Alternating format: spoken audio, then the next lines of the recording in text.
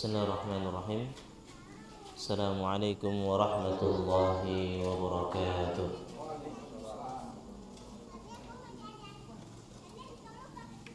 Alhamdulillahi rabbil alamin.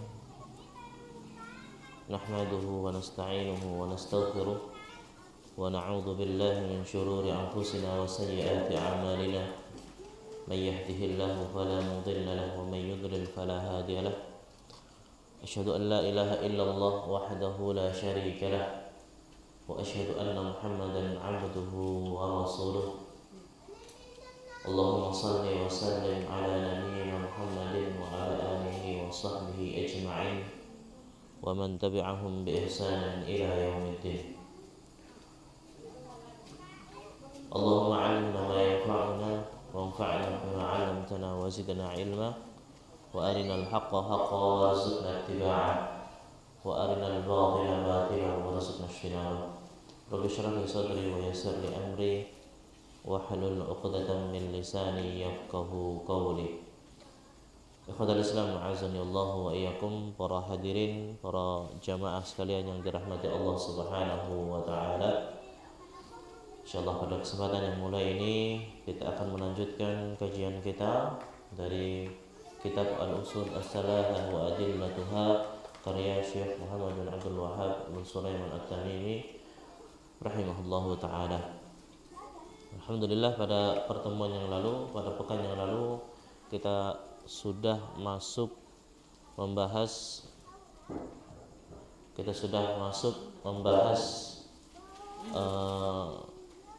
pada subbab yang kedua dari kitab Al-Usul As-Salasah, yang mana sebelumnya kita telah membahas 4 perkara yang penting berdasarkan firman Allah Subhanahu wa taala, wal 'asri innal insana lafi khusr.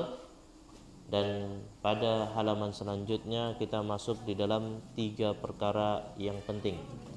Maka jika kita ingin membagi kitab ini menjadi beberapa bab, maka yang pertama yang pernah kita kaji di kajian pertama kita ini membahas seputar 4 perkara yang penting yang wajib diketahui oleh setiap kaum muslimin dan muslimah.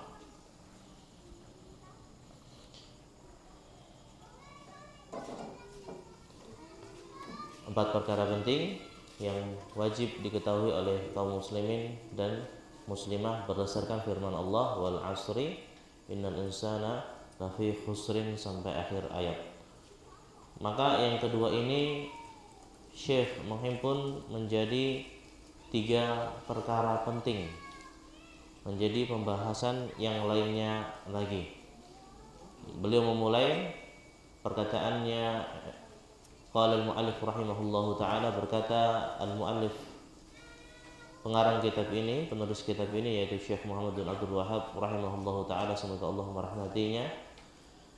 Beliau berkata, i'lan rahimakallah, ketahuilah semoga engkau senantiasa diberikan rahmat. Dan ini kita sudah bahas ya pada pekan lalu sampai ke athaniyatu annallaha la yarda ay yusyrika ma'ahu ahadun fi ibadatihi.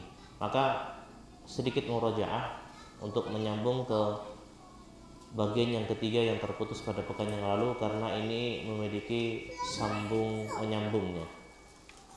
Kita baca cepat pada awal-awalnya. I'lam, ketahuilah wahai para pembaca dan pendengar atau para penuntut ilmu yang sedang mengkaji kitabku ini, kata Syekh rahimakallah, semoga Allah merahmatimu, annahu, bahwasanya ia Allah, yajibu alaina, mewajibkan kepada kita, yajibu ala kulli muslimin wa muslimatin, mewajibkan kepada setiap muslim dan muslimah, ta'allumu thalathi hadhil masaila, mempelajari 3 perkara yang akan disebutkan di bawah ini. Wal amalu bihinna, tidak cukup dengan mengetahuinya, mempelajarinya saja, namun juga mengamalkan 3 perkara ini. Yang pertama yang sudah kita sebutkan pada pertemuan yang lalu, al-ula annallaha khalaqana wa razaqana, bahwasanya Allah lah yang menciptakan kita, dan razaqana yang memberikan rizki kepada kita, walam yatrukna hamlan, dan tidak meninggalkan manusia begitu saja terombang-ambing tanpa ada aturan yang membimbingnya. Bal arsala ilaina rasula, akan tetapi Allah utus di tengah-tengah manusia seorang rasul. Faman ata'ahu, di sini rasul ini menjadi barometer seseorang menjadi ahlu surga ataupun ahlun nar. Kata Syekh, faman ata'ahu, siapa mentaatinya, dakhalal jannah, maka dia pasti masuk surga. Wa man asahu dakhalan nar, maka siapa yang menolaknya, menolak ajarannya, dia masuk ke dalam neraka. Perkataan Syekh ini berdasarkan firman Allah Subhanahu wa taala, wa dalilu qauluhu ta'ala, dan dalilnya firman Allah Subhanahu wa ta'ala, inna arsalna ilaikum rasulan syahidan alaikum kama arsalna ila fir'auna rasula fa'asa fir'aunur rasula fa'akhadnahu akhdaw wabila. Sesungguhnya kami mengutus kepada kalian rasulan, seorang rasul, syahidan alaikum, sebagai hujah di tengah-tengah manusia. Nanti kita akan membahas juga fungsi rasul diutus di tengah-tengah manusia. Syahidan ini maknanya apa? Syahidan alaikum kama arsalna ila fir'auna rasulah, sebagaimana kami utus kepada Fir'aun seorang rasul juga. Manusia yang paling buruk, yang menjadi permisalan di dalam Al-Quran tentang kesombongan yang nyata, yaitu Fir'aun. Ini pun Allah utus kepadanya rasul, apalagi kita. Fa'asa Fir'aun, akan tetapi Fir'aun ini menolak ajaran yang dibawa oleh rasul tersebut. Fa'akhadnahu akhdaw wabila, maka kami timpakan kepadanya adab yang pedih. Ini pembagian yang pertama, bagian yang pertama. Yang kedua, ats-tsaniyatu annallaha la yarda ayyusyrika ma'ahu ahadun fi ibadatihi. Sesungguhnya Allah tidak ridha disekutukan bersamaan dengan Allah, selain Allah, fi ibadatihi, di dalam peribadatan kepadanya. La malakun muqarrab, tidak itu raja-raja yang dekat. Wala nabiyyun mursal, di sini la malakun muqarrab bisa menjadi bisa raja-raja, bisa malaikat-malaikat. La malakun muqarrab, tidak itu malaikat-malaikat ataupun raja-raja. Wala nabiyyun mursal, dan nabi yang diutus. Tidak boleh semua ini dijadikan sekutu, tandingan bagi Allah. Dalilnya adalah firman Allah Subhanahu wa taala, wa annal masajida lillahi fala tad'u ma'allahi ahada, dan sesungguhnya masjid ini milik Allah. Nanti kita akan bahas juga. Kita kemarin sudah membahas ringkas tentang arti masjid. Di dalam firman Allah ini terbagi menjadi 3. Nanti kita akan ujikan lagi di dalam papan tulis. Milik Allah, sesungguhnya masjid ini milik Allah. Fala tad'u ma'allahi ahada, maka janganlah engkau berdoa di dalamnya kepada selain Allah. Yang ketiga kita akan baca, silakan dibuka bukunya. Kita terjemahkan terlebih dahulu, kemudian kita akan jelaskan pembagian demi pembagiannya. Ats-tsalitsatu, yang ketiga, bagian yang ketiga yang wajib diketahui oleh setiap muslim dan muslimah, kata Syekh, yaitu anna man ata'ar rasul, bahwasanya siapa saja yang taat, mengaku dirinya taat, cinta kepada Rasul, wa wahhadallah, dan dia mentauhidkan Allah, la yajuzu muwalatu man haddallaha wa rasulah, maka tidak pantas, tidak boleh baginya untuk berkasih sayang. Mualah artinya loyal, muwalatu artinya loyal, loyal yang sampai kepada tingkat kasih sayang, sampai pada bagian-bagian yang tidak begitu penting pun dibela-bela. Ini loyal. Arti dari mualah, loyalitas. La yajuzu lahu muwalatu man hadallaha wa rasulah. Tidak boleh, tidak pantas baginya untuk loyal, berkasih sayang dengan musuh-musuh Allah. Man hadallah, mereka yang memusuhi Allah wa rasulahu, dan rasulnya. Walau kana aqraba qaribin, walaupun itu kerabat dekatnya sendiri. Walau kanu aqraba qaribin, walaupun kerabat dekatnya sendiri. Pada bab yang ketiga ini, bagian pembahasan yang ketiga ini, Syekh ingin membahas tentang kaidah al-wala wal bara. Ingin membahas tentang al-wala wal bara. Kita simpulkan sedikit. Pada bagian yang pertama, Syekh membahas tentang pentingnya tauhid rububiyah, kemudian tauhid asma wa sifat, dan pentingnya ittiba'ur rasul. Ya, yang bagian pertama. Dan bagian yang kedua, Syekh menekankan tentang tauhid al-uluhiyah atau tauhid al-ibadah. Dan yang ketiga ini Syekh membahas tentang al-wala wal bara. Maka tiga ini wajib diketahui oleh setiap muslim dan muslimah. Kenapa kita tidak boleh berkasih sayang dan loyal begitu kelewatan kepada mereka musuh-musuh Allah dan Rasulnya?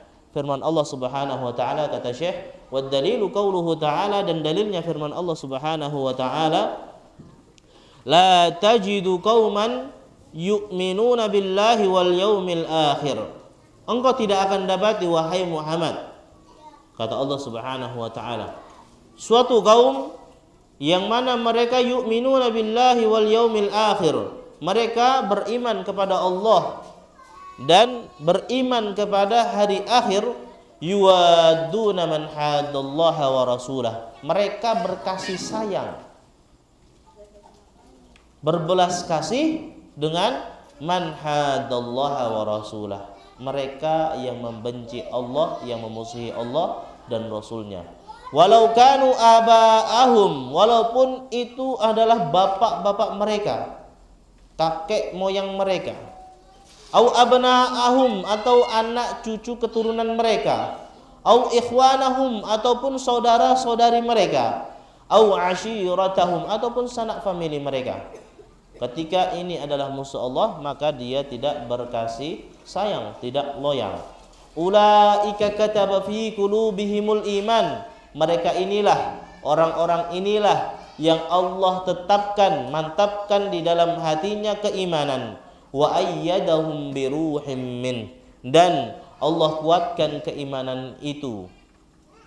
Wa yudkhiluhum jannatin tajri min tahtihal anhar, dan mereka dimasukkan oleh Allah ke dalam jannat, surga-surga yang di bawahnya mengalir sungai-sungai. Khalidina fiha, mereka kekal di dalamnya. Radhiyallahu anhum wa radu'an, Allah ridho terhadap mereka dan mereka ridho terhadap keputusan Allah Subhanahu wa taala. Ulaika hizbullah, mereka inilah adalah golongan penolong Allah. Hizbullah ini bukan Hizbullah yang di Palestina, yang hari ini berganti nama menjadi Hamas. Mereka sering menggunakan ayat ini untuk menisbatkan kelompok mereka. Sejatinya Hizbullah yang ada hari ini adalah sekte Khawarij. Ulaika Hizbullah, mereka inilah adalah para pembela agama Allah. Ala inna hizballahi humul muflihun. Tidakkah pembela agama Allah ini adalah orang-orang yang beruntung, kata Allah Subhanahu wa ta'ala. Di sini juga menjawab bantahan kepada mereka yang mengatakan tidak perlu capek-capek membela kesucian agama. Agama ini akan tetap suci tanpa engkau bela. Tidak. Bahwasanya kita membela agama Allah ini bentuk kecintaan kita terhadap Allah dan Rasulnya. Kita membela agama Allah ini karena bukan agama ini yang membutuhkan kita, namun kita membutuhkan Allah. In tansurullah yansurukum wa yutsabbit aqdamakum. Ketika kalian menolong agama Allah, Allah akan tolong kalian menyelesaikan urusan-urusan hajat hidup kalian. Wa yutsabbit aqdamakum, dan menguatkan kaki kalian di dalam keimanan. Ini al-wala wal bara. Penting batasan al-wala wal bara tentang bagaimana kita tidak boleh berkasih sayang dengan musuh-musuh Allah. Di sini jelas disebutkan man hadallaha wa rasulah, mereka yang memusuhi agama Allah dan Rasulnya. Adapun mereka yang tidak memusuhi, hanya sekedar kufur, maka memiliki kaedahnya selanjutnya yang kita akan bahas pada pertemuan-pertemuan lebih khusus lagi. Namun pada bagian ini, kaedah ini jelas tentang al-wala wal bara, bahwasanya kita tidak boleh, dari kesimpulan ayat ini, tidak boleh memilih pemimpin yang non muslim. Pertama. Kedua, tidak boleh menikahi yang non muslim kecuali mereka ahlul kitab. Itu pun diperbolehkan laki-laki menikahi wanita-wanita ahlul kitab, sebaliknya tidak boleh. Kenapa seperti itu? Yaitulah aturan Allah. Sebagaimana Allah pun membuat aturan bolehnya, halalnya kita memakan sesembelihan ahlul kitab. Adapun sesembelihan selain ahlul kitab maka tidak boleh, haram. Contohnya, kita punya saudara Nasrani ataupun Yahudi motong ayam, boleh nggak kita makan? Boleh, walaupun motongnya nggak pakai bismillah. Kenapa? Ya itulah aturan dari Allah, halal memakan sesembelihan ahlul kitab. Tapi kita punya teman orang Konghucu atau agamanya Buddha, Hindu, dan yang sejenisnya, pagan, yang menyembah berhala-berhala ataupun menyembah api. Boleh kita makan sembelihannya? Tidak boleh, walaupun mereka mengucapkan bismillah, karena inilah aturan Allah. Baik, paham sampai sini? Ini tentang al-wala wal bara, dan ini kita akan bahas sedikit demi sedikit, bagian per bagian. Pertama, bagian yang pertama yang kita akan bahas adalah tentang bagian yang pertama, annallaha khalaqana wa razaqana wa lam yatrukna hamlan.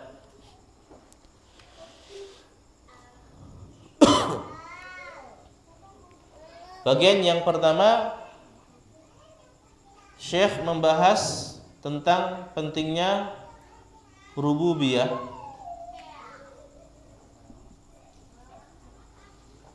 Kedua adalah asma wa sifat, tauhid asma wa sifat.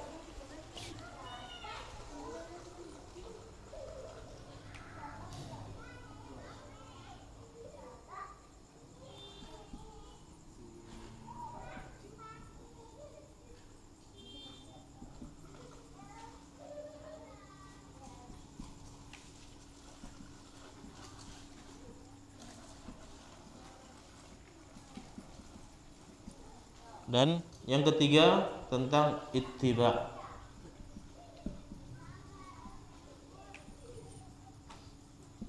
Nabi. Tauhid rububiyah. Apa definisinya?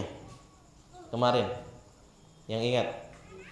Tauhid rububiyah yaitu, sebelum bahas lebih detail tentang rububiyah, uluhiyah, dan asma wa sifat, tauhid definisinya apa? Tauhid definisinya secara bahasa mengesahkan Allah, mengesahkan Allah secara bahasa, secara terminologi, secara syariat, yaitu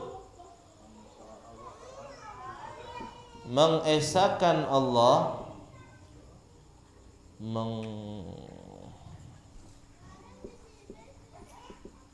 mengesahkan Allah di dalam tiga hal. Satu, hak rububiyah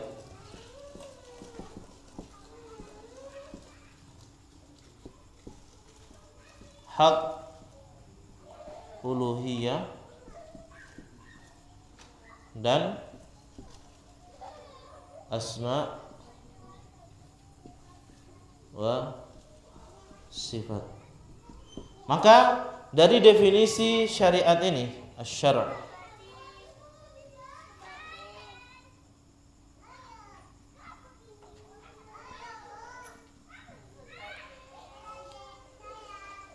terbagilah tauhid itu menjadi 3 untuk memudahkan manusia memahami apa itu tauhid. Karena ketika dahulu Nabi Shallallahu Alaihi Wasallam mengajarkan umatnya tentang tauhid, mereka tanpa perlu didefinisikan menjadi 3 pun mereka sudah paham. Karena orang kafir Quraisy, penyembah berhala terdahulu, mereka mentauhidkan Allah pada bagian rububiyah, namun hak-hak uluhiyahnya tidak terpenuhi. Ini kafir Quraisy. Sebaliknya, orang-orang Yahudi, mereka tidak mengesahkan Allah bahkan di rububiyah ataupun di uluhiyah kecuali dalam keadaan darurat saja. Ketika kegentingan, maka mereka mengakui bahwasanya Allah lah Tuhan mereka. Namun mereka, orang-orang terdahulu, orang-orang jahiliyah terdahulu, menggugurkan hak Allah pada bagian uluhiyahnya. Ini yang bagian yang terpenting, dan qala al-muallif, berkata muallif, inilah sebab di antara sebab diutusnya Rasul untuk menyempurnakan hak uluhiyah di dalam tauhid. Apa itu hak uluhiyah? Nanti kita akan bahas. Tauhid rububiyah definisinya: mengesahkan Allah di dalam, kalau yang pendek seperti ini, perbuatannya,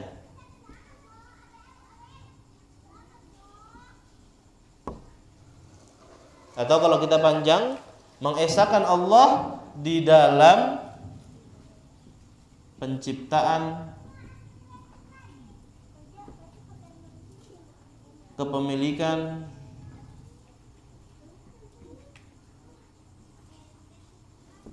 dan sifat ketuhanan. Penciptaan, kepemilikan, dan sifat ketuhanan. Ini mohon maaf sebelumnya kalau tulisan saya terlalu bagus. Baik.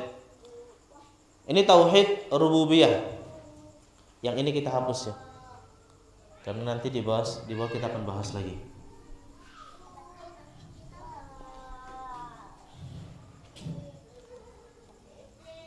Tauhid asma wa sifat. Apa? Sebelumnya kita bahas tauhid asma wa sifat, yaitu mengesahkan Allah di dalam nama dan sifat Allah. Ini yang pendeknya. Kalau mau kita panjangkan,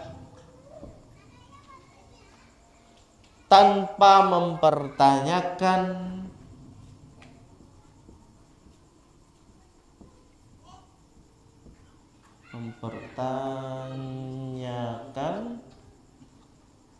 bagaimana bila takyifin wala tamtsil, atau seperti apa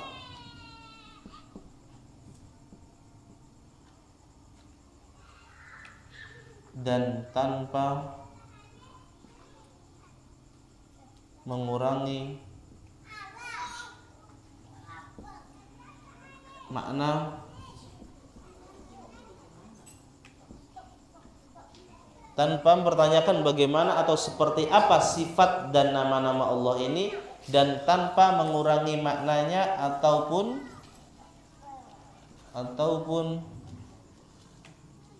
memalingkan maknanya. Memalingkan maknanya. Bahasa Indonesia agak panjang, Pak. Kalau di bahasa Arabnya sebenarnya pendek. Bila takyifin wala tamthil, bila tafritin wala, ya itu. Baik. Dan yang ketiga, kata Syekh dilanjutkan pada pembahasan yang pertama, walam yatrukna hamlan, dan Allah tidak tinggalkan kita terombang-ambing begitu saja tanpa bimbingan. Inilah gunanya diutusnya Rasul.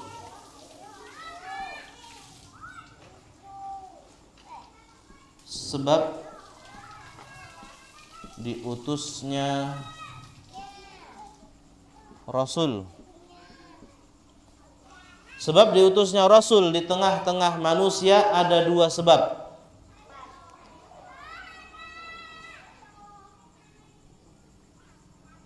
Yang pertama, sebab diutusnya Rasul adalah firman Allah Subhanahu wa taala, "Wa ma kunna mu'adzabina hatta nab'atha rasula." Masya Allah, barakallahu fikum. Nab'atha rasulah. Ini yang pertama. Apa artinya, Ustaz? Dan tidaklah kami mengazab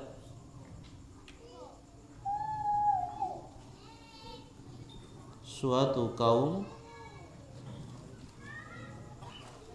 sampai diutusnya seorang Rasul.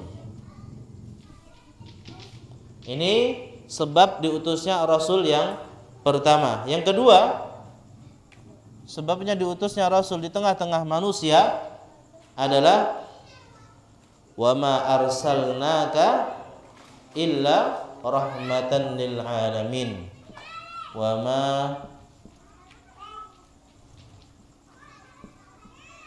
arsalnaka illa rahmatan lil alamin. Kita simpan. Tidaklah kami utus engkau, wahai Muhammad,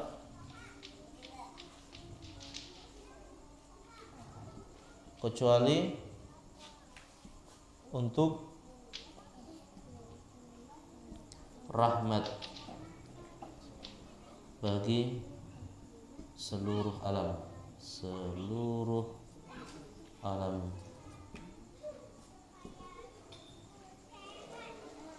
Ini sebab diutusnya Rasul. Ini berdasarkan firman Allah Subhanahu wa taala. Dua ini dan apa yang disebutkan oleh Syekh di dalam kitabnya, Inna arsalna ilaikum rasulan syahidan alaikum kama arsalna ila fir'auna rasula. Syahidan alaikum pada ayat ini, inna arsalna ilaikum, tidak, sesungguhnya kami mengutus kepada kalian seorang rasul, syahidan alaikum, sebagai syahid di tengah-tengah kalian. Syahid di sini maknanya adalah dua ini.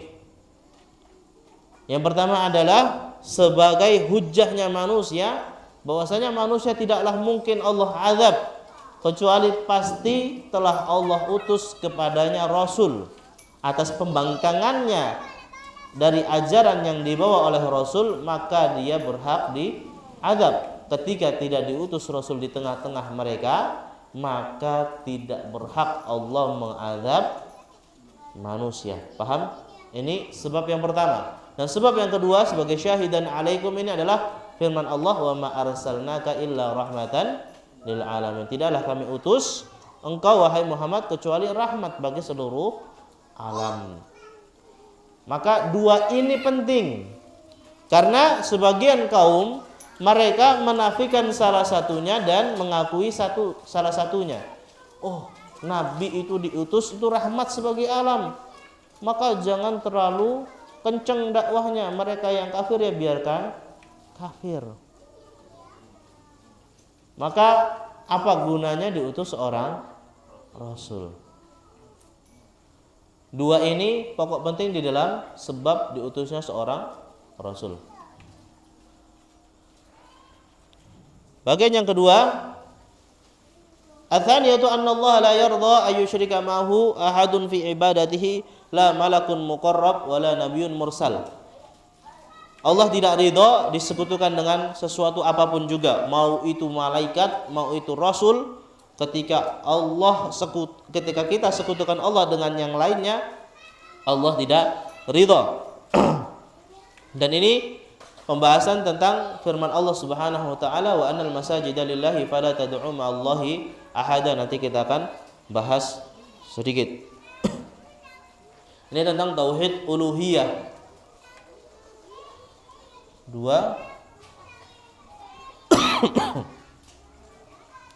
Tauhid uluhiyah. Tauhid uluhiyah apa? Nama lainnya adalah tauhid ibadah.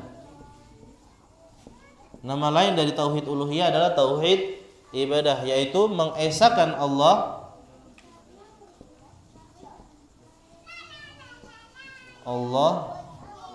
di dalam peribadatan yang zahir maupun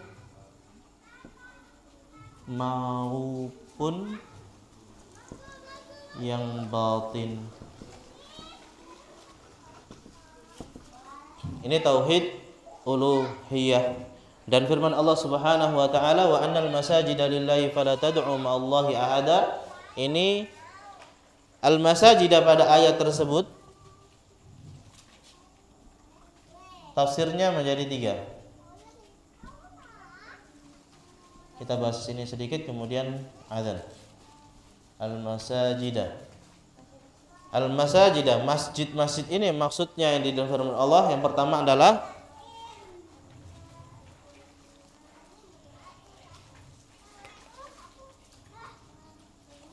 ya masjid ataupun musala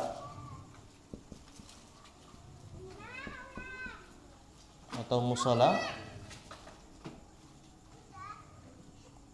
Yang kedua adalah anggota tubuh atau badan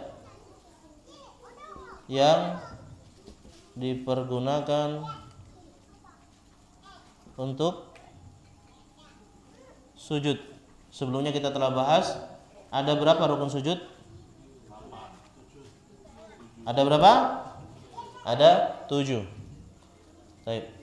Dan yang ketiga makna dari wa annal masajida lillah, dan sesungguhnya masjid-masjid ini milik Allah, fala tad'u ma'allahi ahada, dan jangan engkau berdoa di dalamnya kepada selain Allah. Makna yang ketiga adalah bumi. Seutuhnya, seluruhnya. Ini berdasarkan sabda Nabi sallallahu alaihi wasallam, wa ja'alal arda kullahu masjidaw wa tahura, dan Allah jadikan bumi ini tempat sujud, masajid. Wa ja'alal arda kullahu masjidan wa tahura, tempat sujud dan lagi suci. Ini tafsir pada firman Allah pada bagian yang kedua. Kita jeda sebentar untuk adzan, kemudian kita lanjutkan pada bagian pembahasan yang ketiga secara ringkas tentang al-wala wal bara. Kita lanjutkan sedikit untuk pembahasan bagian yang ketiga, yaitu tentang al-wala wal bara, dan kita tidak akan merinci karena bab al-wala wal bara ini cukup luas. Ini sudah dicatat? Kalau belum dicatat nanti tengok di YouTube. Bisa dilihat lagi di YouTube untuk dicatat. Terlihat jelas ya? Kebaca? Kalau nggak kebaca saya mohon maaf karena ada taib. Kita tidak usah hapus, kita tulis di bawahnya bagian yang ketiga yang wajib dipelajari dan diamalkan oleh setiap muslim dan muslimah yang disebutkan oleh Syekh, yaitu tentang al-wala wal bara.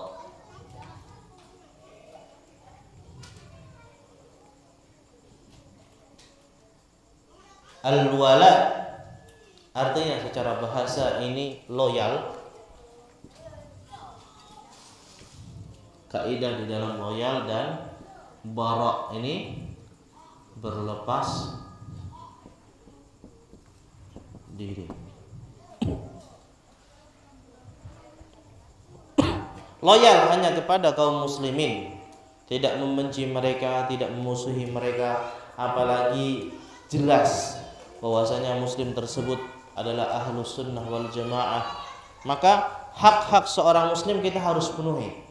Di antaranya sabda Nabi SAW tentang loyal ini adalah hakul muslim alal muslim sittun.